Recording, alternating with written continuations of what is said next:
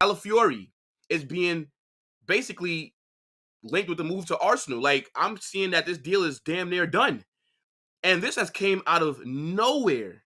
And I don't even know how I feel about this move. Now, I'm not one of those people who are going to sit up here and lie to you and tell you that I know every single player and I know how they play and what their strengths and weaknesses are. I'd be lying, okay? Nobody does, because you're just one person. You can't watch all these different leagues. And I damn sure was not watching Bologna play in Serie A. Let's just be real. 98% of people that are going to talk about this guy were not watching Bologna in Serie A. Let's just keep it a buck. Now, he looks like a good player from what I've seen in the Euros, but I'm a bit confused on why he looks like Arsenal's first signing of the summer.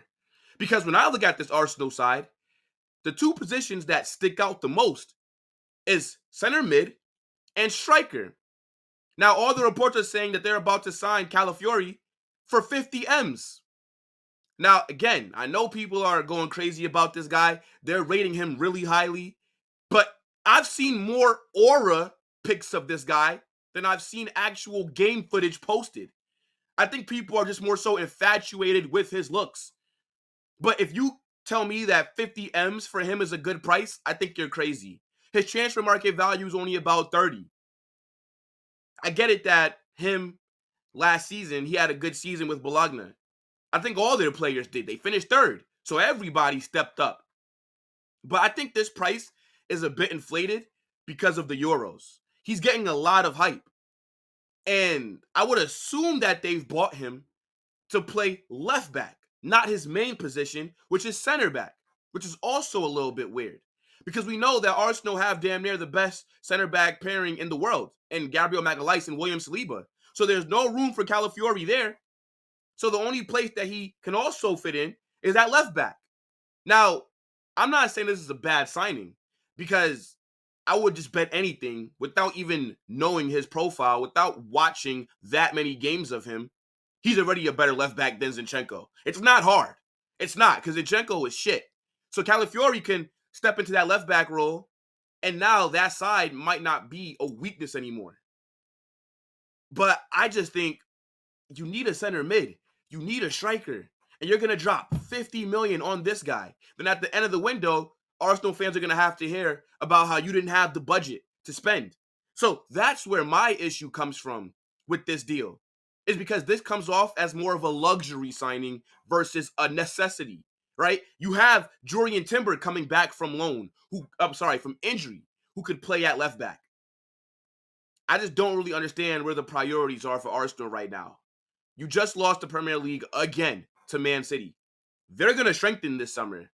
They're going to address the areas that they need. And as I said, I know that Zinchenko was your left back, but you had Jurriën Timber that was going to be fit for next season. You need a striker. You need another midfielder that you can pair with Declan Rice. Jorginho's not it. Thomas Partey can't stay fit for anything. And are you really confident with Kai Havertz up front for an entire season? I don't know. Now, what I've heard about Calafiori is that he's good on the ball, right? He can carry it. He can pick a pass as well. And that his defending is solid. I have liked what I've seen from him in the Euros with Italy. He looked good until they got knocked out. He also provided that assist in their last group day, in the last minute basically for them to advance. So, I've seen some of the qualities that a lot of people talk about. And I know that Chelsea are involved. They're also saying that PSG tried to hack the deal as well, and he chose Arsenal. Now, I'm a little bit surprised that he wouldn't prefer a move to Juventus, right? They're saying that Bologna would prefer to sell him overseas, which I kind of understand.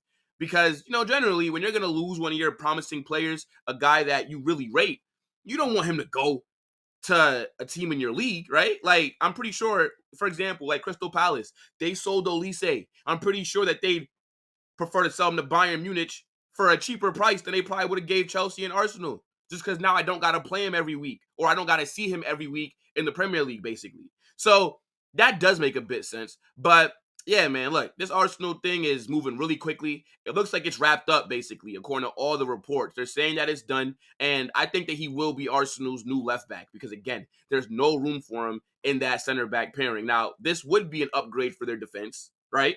Because, again, once you're replacing Zinchenko with anybody, you got better at the back. I mean, let's see how it works. I mean, let's see what Arsenal plan on doing this summer because just because they're signing him doesn't mean that they're not going to go get a striker. Doesn't mean that they're not going to go get that holding midfielder. But I just would have thought those two positions would have been maybe prioritized a little bit more. But yeah, I think that this Calafiori hype is ridiculous. Let's be honest.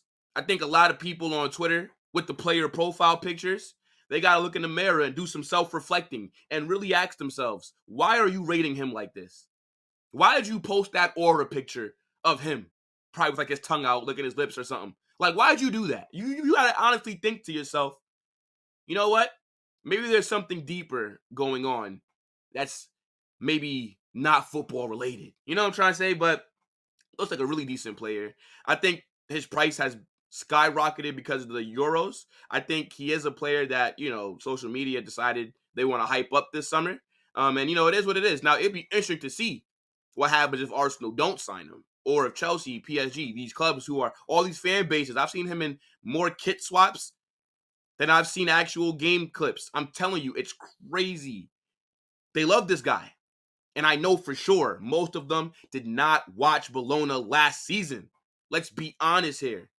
But yeah, I need you guys to get in the comment section though. Let me know what you think about Calafiori to Arsenal. I don't think it's a bad deal. I think the price is a bit high. And I think that it's been inflated because of the Euros and because of all the hype that he's getting. His PR is fantastic. But I do believe he is an upgrade over Zinchenko at left back. Just automatically. Because I know he can defend at least. Zinchenko cannot.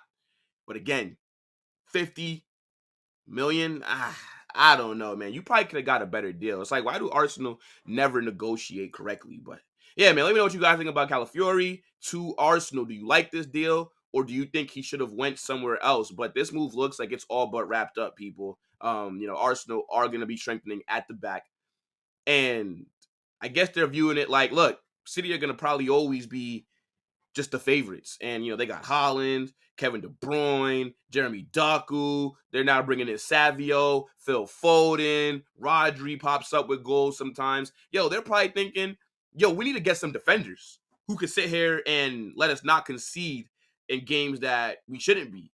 Like maybe that's how they're viewing it, as in like you just build from the back, I guess. But 50 million is a lot though. We just got to be real.